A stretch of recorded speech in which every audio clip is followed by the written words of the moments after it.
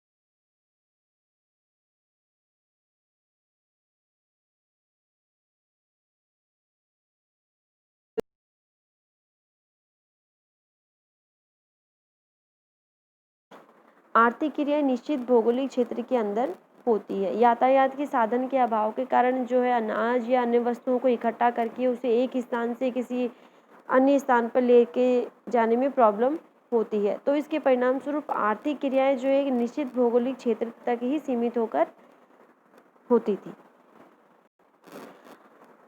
आदिम लोगों में जो है नित्य प्रति आविष्कार या नवाचार एवं परिवर्तन बहुत ही कम होते हैं। उनमें स्थिरता बहुत अधिक होती थी। स्थिरता एवं समरूपता के कारण ही आर्थिक उत्पादन की प्रवृत्ति में सामान्यतः कोई परिवर्तन नहीं हो पाते थे। तो कुल मिला के जो है आदिम समाज जो है स्थिर माने गए हैं, क्योंकि उनमें परिवर्तन बिल्कुल ना के बराबर ही होता था। जीवन निर्वाह स्तर की अर्थव्यवस्था, इससे मतलब है कि आदिम समाजों में संग्रह की या संचय करने की व्यवस्था थी नहीं। व्यवस्था से मतलब है कि उनको इच्छा होती ही नहीं थी, वो सिर्फ उतना ही उत्पादन करते थे जितने की उनकी आवश्यकता होती थी, यानी कि जितने में उनका जीवन आराम से चल सके, जितने की उनको आवश्यकता है। तो इसलिए उनकी जो आदिम समाजों की जो अर्थव्यवस्था है उनको जीवन निर्वाह स्तर की अर्थव्यवस्था भी कहा गया है। सामूहिकता एवं सहकार, उनके समाजों की आर्थिक क्रियाओं में सामूहिकता एवं सहकारिता मिलती थी। सामुदायिक कर्तव्यों को सर्वोपरि मानते थे आदिम लोग। व्यक्तिगत स्वामित्व कम तथा सामूहिक स्वामित्व बहुत अधिक था। उस वक्त परिवर्तन का अभाव था एवं उसे अस्वीकार करते थे कि परिवर्तन नहीं होना चाहिए। स्थिरता में उनका विश्वास था। और जैसा कि हम पहले बात कर चुके हैं कि आदिम समाज के लोग, आदिम जनजातियां जो है वर्तमान के लिए विचार करती है। उन्हें फ़र्क नहीं पड़ता कि भविष्य के लिए उन्होंने बचाया या नहीं बचाया। वो सिर्फ अपने वर्तमान में उनकी क्या आवश्यकता है इसी को ध्यान में रखकर अपना उत्पादन करती है। ठीक है। और लास्ट उत्पादन जो है दैनिक जीवन की आवश्यकताओं पर आधारित होता है। जैसा कि अभी हमने बात की कि उनका जो उत्पादन है वो दैनिक उनकी वर्तमान में जो आवश्यकता है उनकी आवश्यकताओं पर आधारित है। आवश्यकताओं की पूर्ति के लिए वो आपस में वस्तुओं का लेन देन भी करते हैं। मुद्रा का नहीं बल्कि वस्तुओं का लेन देन आपस में करते हैं। तो जहाँ मुद्रा की बात नहीं आएगी वहाँ पर उनके लिए लाभ की बात नहीं आएगी, और लाभ की बात नहीं आएगी तो फिर उनके समाज में जो है स्थिरता रहेगी।